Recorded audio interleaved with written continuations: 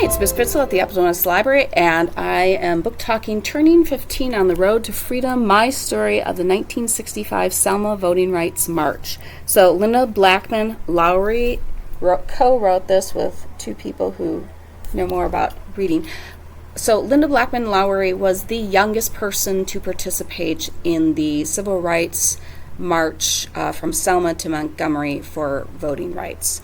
So she was just, when she started that march, she was just one day shy of her 15th birthday. The book starts out like, I was arrested 9 times before I was 15. So, like, this was impressively, like, the courage this kid had to do things, because it wasn't all hearts and roses. It's also a deceptively, it looks like it's long, but it's not. So, like, pictures and more pictures.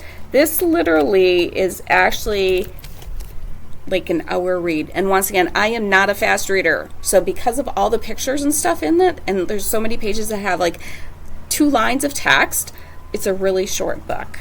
So it describes her experiences. She hears Dr. King talking, and she wants to do these children's marches. And the reason they were doing children's marches sometimes in the South, because there were different ones, like Birmingham. This is in Selma.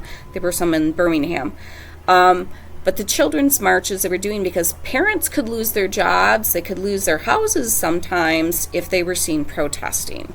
So the children would like go to school, and then they would take shifts to do these children's marches. So like they wouldn't be gone the whole time. The first attempt for the Selma to Montgomery march ended in Bloody Sunday, which was, I believe, it was a bridge in Selma where the state troopers released tear gas. First, they've got the crowd stopped because they're standing on the one side of the bridge. The crowd gets down and they on their knees and they're praying. They tear gas them, and then they start beating them with billy clubs. And Lynda, who's like 13, 14 in this book, I'd say 14. At that time, is hit not just in the front of the head, but the back of the head. She's like 10 stitches in front, 23 in the back. So she, that march you may have heard of, because Congressman John Lewis was part of that march.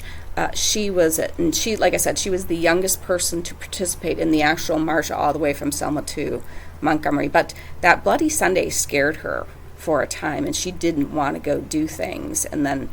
But she realized she had to. So it was just one of the reasons why the author wrote this is she wanted to impress on young people that you too can do things to help inspire change. And she encourages kids to stand up for what they believe in and try to look at things and how can you change things for the better.